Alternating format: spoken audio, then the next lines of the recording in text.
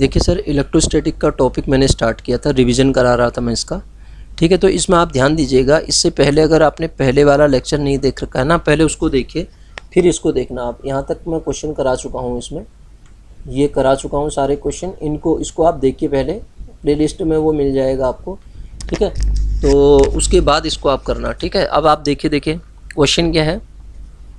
एक आवेश Q एक r त्रिज्या के गौसीय गोले से परिबद्ध है। अगर त्रिज्या दोगुनी कर दी जाए, ये गौसी पृष्ठ है, अगर त्रिज्या इसकी दोगुनी कर दी जाए तो जो बाह्य फ्लक्स होगा, फ्लक्स की वैल्यू क्या होगी। पहली बात तो आप ध्यान दीजिए, फ्लक्स जो होता है वो केवल आवेश पे निर्भर करता है। ठीक है, त्रिज्या पे निर्भर नहीं करता है, तो वो समान रहेगा। अब अगले क्वेश्चन को बताने से पहले मैं ज़रा गॉस के नियम के बारे में आपको समझाता हूँ। गॉस ने क्या कहा था वो समझाता हूँ, और उसकी कुछ रिजल्ट हैं वो बता रहा हूँ। ठीक है, अगर गॉस से क्वेश्चन आएगा तो इसी से बन जाएगा, आपको ध्यान दीजिएगा। गॉस ने कहा था कि कोई भी आपका बंद पृष्ठ है, अगर बंद पृष्ठ है कोई, ये बंद पृष्ठ है, चाहे कैसा भी हो, इससे गुजरने वाला जो फ्लक्स होता है फाई, और जो इसके अंदर जो चार्ज है Q, उनके बीच में उन्होंने रिलेशनशिप बताई थी। उन्होंने कहा था कि जो फाई की वैल्यू है वो हो जाती है summation of charge upon epsilon not के बराबर हो जाती है। ये इन्होंने कहा था, किसने, गॉस ने कहा था। ठीक है, अब आप देखिए उससे कुछ रिजल्ट निकल के आए गॉस के नियम से। गॉस का जो नियम होता है केवल उन्हीं क्षेत्रों के लिए लागू होगा जो कूलाम के व्युत्क्रम वर्ग नियम का पालन करते हैं। ठीक है, ऐसे क्षेत्र जो इस लॉ को फॉलो करते हैं, व्युत्क्रम वर्ग नियम को, उन्हीं में कूलाम के। हाँ, ठीक है। और दूसरा चीज़, गॉस का जो नियम होगा आपका निर्वात में एवं माध्यम दोनों में लागू होगा। निर्वात में भी लागू होगा, निर्वात में भी होगा, और माध्यम में भी लागू होता है। तीसरी चीज़ जो याद रखने वाली है, जो पृष्ठ से परिबद्ध जो आवेश होगा ना, उसका अर्थ क्या है यहाँ पे। पृष्ठ से परिबद्ध आवेश का मतलब है जो उसके अंदर जो आवेश है उसका बीजी योग का मतलब समझना। हाँ, 2Q ये है आपके पास, यहाँ -Q है मान लेते हैं, तो बीजी योग का मतलब समेशन Q जब मैं निकालूंगा तो इनको जोड़ दूंगा, बीजगणित में जैसे जोड़ते थे 2Q - Q, तो सॉल्व करके ये 2Q आएगा। ठीक है, इसका मतलब ये है। अगली चीज़ जो इसमें इम्पोर्टेंट चीज़ है वो बताता हूँ मैं आपको। अगली चीज़ याद रखने वाली, एक मिनट इसको मिटा देते हैं। जो अगली चीज़ इसमें याद रखने वाली है सर, वो है आपकी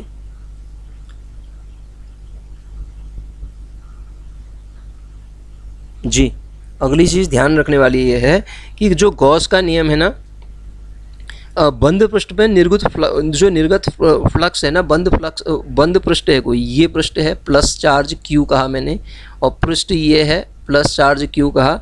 यह पृष्ठ इस तरीके का है, प्लस चार्ज Q है, यह पृष्ठ इस तरीके का है, यहाँ पे चार्ज Q है। ठीक है, तो ये क्या है कि जो आकार और आकृति पे निर्भर नहीं करेगा। तो यहाँ से अगर फ्लक्स की मैं बात करूँगा सर, वो भी Q/ε0 आएगा, क्योंकि चार्ज इक्वली है यहाँ पे। यहाँ से भी Q/ε0 ही मिलेगा, और यहाँ से भी किसके बराबर मिलेगा, Q/ε0। यहाँ से भी क्या मिलेगा, Q/ε0, क्योंकि एक ही चार्ज लिया है मैंने ऊपर। ठीक है, पहली बात ये है। अगली चीज़ जो है, जो फ्लक्स का मान है पृष्ठ के अंदर जो आवेश के वितरण पर निर्भर नहीं करता है। आवेश का वितरण मतलब कहाँ वितरण कैसे है उस पर निर्भर नहीं करता है। मान लेते हैं यहाँ पे चार्ज Q/2 है और यहाँ पे प्लस Q/2 है, तो जो टोटल आप नेट फाई निकालोगे तो वो क्या आ जाएगा, Q/2 प्लस Q/2 अपॉन ε0 आएगा। अगर ये पृष्ठ ऐसा है, यहाँ पे प्लस Q/2 है और यहाँ पे -Q/2 है, और यहाँ पे Q/4 है, और यहाँ पे आपके पास Q/2 है, तो टोटल अगर आप फाई निकालोगे तो इसको जोड़ो, सबको जोड़ोगे, ये भी इतना ही आ जाएगा। तो बंद पृष्ठ पर निर्गत जो विद्युत फ्लक्स है उसका मान जो है बंद पृष्ठ के अंदर जो आवेश का वितरण है उस पर निर्भर नहीं करता। अगली बात ये आ गई सर।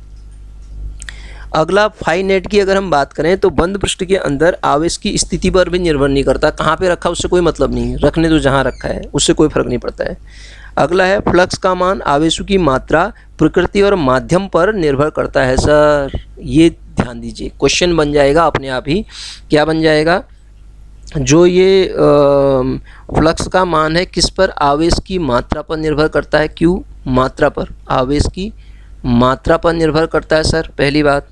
ठीक है, प्रकृति आवेश की कैसी है? प्रकृति पर निर्भर करता है। अभी मैंने क्वेश्चन नंबर 1 बताया था, देखो ये वाला, देखो ये त्रिज्या पे निर्भर नहीं करता है। किस किस पे निर्भर करता है वो चीज़ बता रहा हूँ। प्रकृति पर निर्भर करता है तथा माध्यम पर निर्भर करता है। ठीक है, माध्यम बदल जाए तो अलग अलग हो जाएगा, माध्यम पर भी निर्भर करता है। इससे क्वेश्चन बन सकता है ये वाले पार्ट्स, किस किस पे निर्भर करता है, त्रिज्या पे निर्भर नहीं करता वो। ठीक है, अगली चीज़ है, कोई भी क्लोज सिमेट्रिकल बॉडी है, मतलब बंद सममित वस्तु है, उसके केंद्र पर आवेश Q अगर स्थित है तो उसके आधे पृष्ठ पर अगर आप आवेश निकालना चाहोगे सर तो वो 5/2 हो जाएगा। मतलब कितना हो जाएगा? Q/2 एप्सिलॉन नॉट के बराबर हो जाएगा। अगली चीज़ गॉस के नियम से ये फॉलो होती है। अच्छा, एक दो चीज़ और बताता हूँ फिर इस क्वेश्चन पे आता हूँ मैं। ठीक है, उसके बाद हम अगर बात करें तो यहाँ पे जैसे क्वेश्चन दिया ना, घन के लिए दिया है, तो घन के लिए मैं बता रहा हूँ आपको, निकालने की ज़रूरत नहीं है, आपको जो मैं बोल रहा हूँ उसको याद कर लेने की ज़रूरत है बस। ठीक है, निकालना भी हम जानते हैं लेकिन निकालने की अभी ज़रूरत नहीं है। हम बात करें जो घन है, यदि हमें घन दिया है, ठीक है, घन दिया है तो क्यूब, मतलब क्यूब दिया है इस तरीके से, ये बना है क्यूब। ठीक है, ये क्यूब बना हुआ है। ठीक है, यहाँ पे क्यू चार्ज है मान लेते हैं। ठीक है, तो अगर मैं घन के केंद्र पर आवेश स्थित है Q, तो कुल आवेश जो इस पे होगा कुल फ्लक्स फाई नेट जो होगा वो जो हो जाएगा Q/ε0 के बराबर होगा। ये Q कहाँ है? सेंटर पे है, ध्यान दो। और सतह पर अगर आपको निकालना है, फाई सतह पर अगर आपको निकालना है, याद रख लेना इस चीज़ को, सतह पर निकालना है तो 5/6 एप्सिलॉन नॉट, क्या Q/6 एप्सिलॉन नॉट के बराबर हो जाएगा। और अगर शीर्ष पे निकालना है, शीर्ष पे निकालना है तो ये हो जाता है Q/8 एप्सिलॉन नॉट। और क्या बचा? कोर, कोर होती है ना इसकी, और 5 कोर पे अगर निकालना है, इसको एज इट इज़ याद रख लो, वो हो जाता है Q/12 एप्सिलॉन नॉट। तो इन्हीं से बेस्ड ये क्वेश्चन लिखा है यहाँ पे। देखो क्वेश्चन क्या है, देखो, यदि वर्ग ए के किसी भुजा ए के किसी घन के एक कोने पर बिंदु आवेश Q रखा है, कोने की बात कर रहा है, ठीक है ना, Q आवेश रखा है, तो गुजरने वाला फ्लक्स कितना होगा कह रहा है, ये हमें निकालना। अब आप खुद ही बताइए इसमें, अभी मैंने आपको ये बता रखा है तो आप खुद इस क्वेश्चन का आंसर बता सकते हैं। क्या आएगा बताइए? ठीक है, इसका आंसर कितना हो जाएगा? कोने पे बात कर रहा है तो ये लिखा है कोने पे, है ना, तो कोने पे क्या होगा? समेशन ऑफ Q का मान, समेशन Q का मान अगर मैं निकालता हूँ तो कोने पर जो होता है सर Q की जो वैल्यू होती है Q/8 होता है सर, Q/8 होता है, 8 Q/8 क्या होता है? ये समेशन Q होता है। अगर फाई निकालूंगा तो फिर फाई कितना हो जाएगा?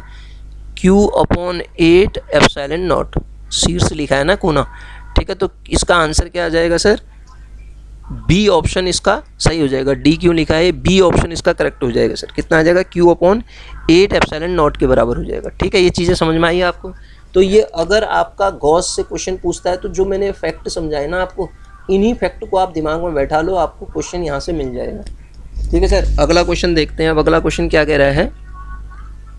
ये क्वेश्चन हमसे क्या कहता है देखिएगा, पढ़िए इसको। क्वेश्चन कहता है कि हाइड्रोजन परमाणु में R त्रिज्या की कक्षा में एक इलेक्ट्रॉन नाभिक के चारों ओर चक्कर लगाता है। इसके मध्य कूलाम बल F, जहाँ K की वैल्यू इतनी है, मध्य कूलाम बल निकालना है। तो sir F is equals to जो होगा आपके पास, F इज इक्वस टू, अगर हम बात करें तो F किसकी बात कर रहा है? इलेक्ट्रॉन की बात कर रहा है। तो इलेक्ट्रॉन की बात कर रहा है तो माइनस का K इंटू ई स्क्वायर हो जाएगा upon R square into R cap, vector quantity होती है ना, आर कैप को भी रख दो, आर कैप की वैल्यू कितनी होती है? वेक्टर आर अपॉन आर कर दो। तो आप जब इसको सॉल्व करोगे तो माइनस के इंटू ई स्क्वायर अपॉन नीचे क्या हो जाएगा? आर क्यूब, और यहाँ वेक्टर आर मिल जाएगा आपको, क्योंकि वेक्टर क्वांटिटी होती है। तो ये गलत हो गया, प्लस का है, ये गलत, ये दो तो वैसे ही गलत हो गए। तो minus k e square upon r cube into vector r, ये कैप नहीं होगा, वेक्टर आर हो जाएगा, क्योंकि आर कैप की वैल्यू हम सब्स्टिट्यूट करेंगे ना, तो आर कैप अपॉन आर होता है, ये मैग्नीट्यूड होता है। इसको ऐसे भी लिख सकते हैं, मैग्नीट्यूड ऑफ वेक्टर आर से भी रिप्रेजेंट कर सकते हैं हम। ठीक है, अब क्वेश्चन देखिए, चार धात्विक चालकों की निम्न आकृतियां हैं। ये आकृतियां दे रखी हैं, गोला है, बेलन है, नाशपाती के आकार का है, तड़ित चालक है। यदि इन्हें एक कुचालक आधार पर रखकर आवेशित करेंगे आप, है ना, तो लंबे समय तक आवेश किस में रहेगा सर? ध्यान दीजिए, गोलाकार धात्विक चालक जो होता है ना, गोलाकार, उसमें लंबे समय तक जो रहता है, जो आवेश रहता है, तेज़ी से उसकी सतह पर आ जाता है। ठीक है, वितरित हो जाता है और लंबे समय तक इसी पे विद्यमान रह सकता है। ठीक है, वे सतहें जो गोलाकार होंगी, जो गोलाकार नहीं होंगी, उसमें जो आवेश का वितरण होता है वो असमान होता है सर, ध्यान दीजिएगा, और लंबे समय तक सतह पर उपस्थित नहीं भी रह सकता है। तो इसका आंसर मेरे ख्याल से क्या होगा? गोला आएगा, क्योंकि गोले पे ही ऐसा होता है ना कि गोले पे ही ये चार्ज का डिस्ट्रीब्यूशन सतह पर आके हो जाएगा और ज़्यादा देर तक भी रहता है, ये गोले का आकार का होगा, और गोले के आकार के और नहीं है तो उनमें कम तक रहेगा। तो क्या कह रहा है? लंबे समय तक किस में रहेगा? 8वें का आंसर क्या आ जाएगा? ऑप्शन नंबर ए आ जाएगा, ए, ऑप्शन ए हो जाएगा इसमें। अगला क्वेश्चन देखिए क्या कह रहा है, दो प्लेटों पर समान और विपरीत आवेश है, जब दोनों के मध्य के स्थान में निर्वात उत्पन्न किया जाता है तो विद्युत क्षेत्र की तीव्रता, क्या कह रहा है? दो प्लेटों के मध्य विपरीत आवेश है, दो प्लेटों के मध्य विपरीत आवेश है कह रहा है, क्वेश्चन नंबर 9। तो आपको किसकी वैल्यू निकालनी है यहाँ पे? जब प्लेटों के मध्य परावैद्युतांक रखा जाता है तो विद्युत क्षेत्र की तीव्रता इतनी होती है। तो परावैद्युतांक का मान निकालना है। आप परावैद्युतांक को आप जानते हैं किसके बराबर होता है? ई निर्वात में, पता पढ़ रखा होगा आपने, ई निर्वात में, और ई जो परावैद्युतांक वाले माध्यम वाला है, ठीक है, परावैद्युतांक वाले माध्यम में ये होता है, इन दोनों का रेशियो होता है। तो ई निर्वात में कितना है? इसमें निर्वात में कितना दे रखा है? 2 × 10⁵ ना, और विद्युत क्षेत्र की तीव्रता इतनी परावैद्युतांक माध्यम में इतनी होती है। ठीक है, विद्युत क्षेत्र की तीव्रता प्लेटों के मध्य ना इतनी दे रखी है, मतलब निर्वात में इतनी, जब प्लेटों के मध्य परावैद्युतांक भर देते तो इतनी दे रखी है 1 × 10⁵ तो कितना आ जाएगा? के का मान कितना आ जाएगा सर? 2 आ जाएगा, ख़त्म कहानी। के की वैल्यू कितनी आ जाएगी? 2 आ जाएगी। अगला क्वेश्चन देखिए, अगला क्वेश्चन हमसे क्या कहता है, एक इलेक्ट्रॉन x के अनुदिश गति कर रहा है, विद्युत क्षेत्र y के दिशा में इलेक्ट्रॉन का पथ, देखो ये इलेक्ट्रॉन ऐसे मूव कर रहा है, विद्युत क्षेत्र यहाँ है, परपेंडिकुलर है, तो अब आप खुद ही बताओ इसकी डायरेक्शन क्या होगी। ठीक है, कैसे इसकी डायरेक्शन होगी? जब आवेश विद्युत क्षेत्र के लंबवत प्रवेश करता है सर, तो आपने पढ़ रखा है उसका जो ये विद्युत क्षेत्र ये है और ये ऐसे मूव कर रहा है, एक्स एक्स से लंबवत मूव करता है, तो पाथ उसका क्या हो जाता है? फोर्स लगता है उसमें, और जो पाथ की वैल्यू हो जाती है वो पैराबोलिक हो जाती है। क्या हो जाती है? पैराबोलिक, मतलब परवलयाकार हो जाती है। इस बात को आप ध्यान रखिएगा। ठीक है, ये क्वेश्चन पढ़ ही रखा होगा आपने। ठीक है, अगला क्वेश्चन देखिए, क्वेश्चन नंबर 11 क्या कहता है, 5 × 10⁶ मीटर/सेकंड की चाल से गतिमान एक इलेक्ट्रॉन इतने तीव्रता के विद्युत क्षेत्र में समांतर प्रवेश करता है। विद्युत क्षेत्र के कारण इलेक्ट्रॉन का मंदन हो रहा है ना। बताइए इलेक्ट्रॉन रुकने से पहले कितनी दूरी तय करेगा वो इलेक्ट्रॉन, ये निकालना है। सर पहली बात देखिए, जो इलेक्ट्रॉन जब मूव करेगा तो QE किसके बराबर होगा? F के बराबर। F मतलब ma के बराबर। तो यहाँ से जब आप एक्सेलरेशन निकालते हो तो वो कितना आता है? QE/m। तो ये क्या कह रहा है? कितनी दूरी तय करेगा ये निकालना है, हमें दूरी निकालनी है। सबसे पहले तो एक्सेलरेशन निकालते हैं, फिर दूरी की बात बाद में करेंगे हम।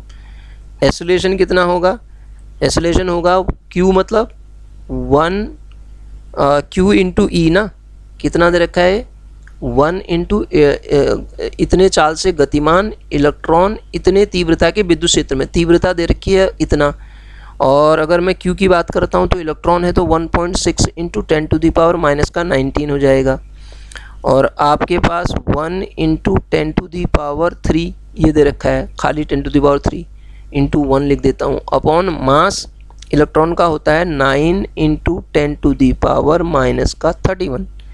ठीक है, तो जब आप इसको सॉल्व करते हैं, देखिए ये 9 और ये हो जाएगा आपका 9, 16 और ऊपर आएगा 32, 16, 15 हो जाएगा ना ऊपर आके, और ये 1.6 और नीचे कितना है? 9। तो 1.6/9 × 10⁻15 आएगा ए। ठीक है, ए आएगा ए। अब मैग्नीट्यूड निकाल रहा हूँ तो प्लस माइनस से कोई मतलब नहीं है यहाँ पे हमें, ठीक है, क्योंकि वहाँ मंदन भी वर्ड कहा था उसने।